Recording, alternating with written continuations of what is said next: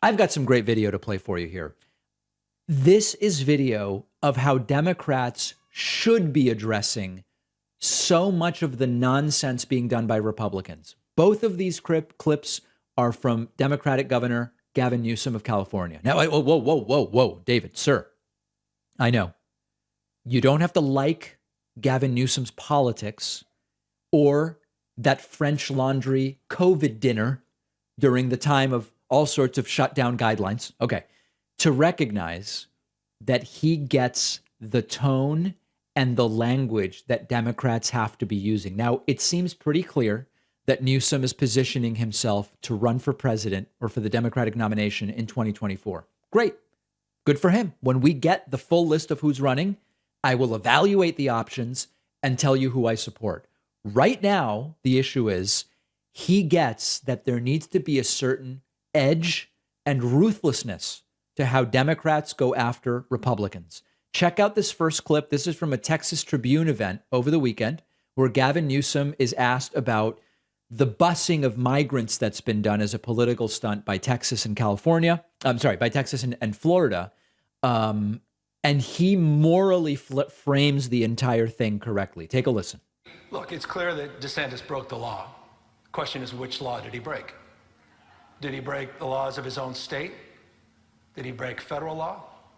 But one thing he did is he broke with precedent, any precedent of decency and honor. His lack of character on display. He comes into another state, your state, to try to find pawns in a political game, rounds them up, sends them to an island, and then fundraises off it. What does that say about his character and the character of the Republican Party that celebrated that act of cruelty and dehumanization? So I called it out because I find it offensive and disgraceful, and I find it increasingly normalized now in the Republican Party. It's certainly well established here with Greg Abbott, who is apparently getting more attention on this topic than Ron DeSantis, and he wanted in. And I mean that. And that's what's happened to the Republican Party in this country, and that needs to be called out, and Ron DeSantis rightfully is being called out, but by not enough people. And that's what concerns me, particularly with the silence, the appalling silence within the Republican Party. Yeah, he is completely right. These issues need to be framed morally as the morally decrepit failures that they are by the party, the Republicans, who claim the moral majority. They claim to value life and the dignity of life. When you use immigrants awaiting asylum adjudication as political pawns, lie to them to get them on planes, not to Boston for jobs as they were promised, but to Martha's Vineyard as Martha's Vineyard shuts down for the winter and goes into off-season where there's no jobs on this tiny island, to make political points and to score political points with people's lives. It's not the dignity and respect for life that they claim to have.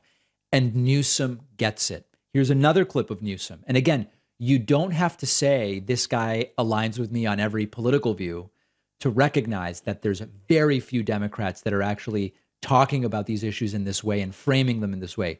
Katie Porter is really good at it. Pete Buttigieg is really good at it. There aren't that many people that are that good at what he is doing. And Newsom here making the point, DeSantis is just a bully. We didn't treat bullies kindly when I was a kid. I like Charlie Crist, and I don't like bullies. By the way, the context here is that Newsom is explaining he donated to Charlie Crist, who's the Democrat running against Ron DeSantis for governor of Florida. You want to ask what my why is in life? I don't like bullies. I don't like people that demean people. I don't like people that talk down to people. I didn't like what DeSantis said about Fauci the other day. You may disagree with him, but to call someone pejorative terms because they're short, I mean, who the hell raised these guys? What kind of people are they? I mean, I know all of us had to, sit there and suck it up and take Trump's demonization, but not everybody has to act like him. I mean, literally, I remember growing up and folks would have their mouths washed out with soap if they talked like this.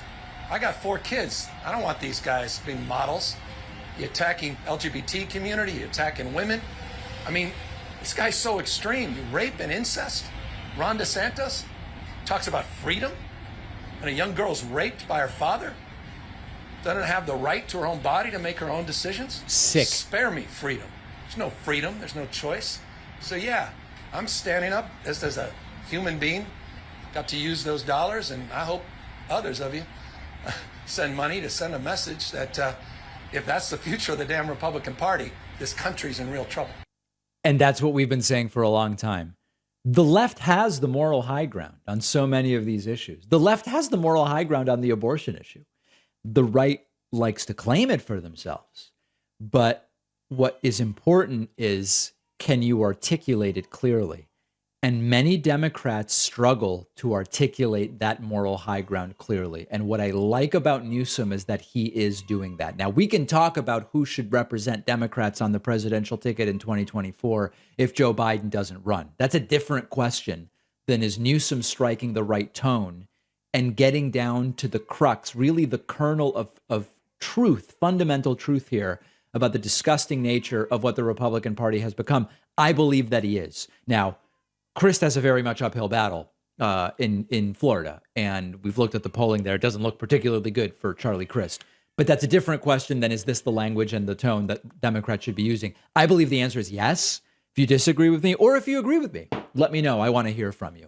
One of our sponsors is Little Spoon, your one-stop shop for healthy, easy meals and snacks for your baby, toddler, or big kid, delivered right to your door. With fresh, organic baby food for every stage, toddler and kids meals that even the picky eaters will love, and the new line of healthy smoothies, Little Spoon has you covered. Little Spoon makes everything fresh. It's just like homemade. It's ready in mere moments. All of the recipes are delicious. They're nutritionally balanced and free of junk. Little Spoon's baby food is 100% organic and cold pressed for every eating stage. For toddlers and kids, Little Spoon has the classics, mac and cheese, but they'll sneak things in like butternut squash and carrots.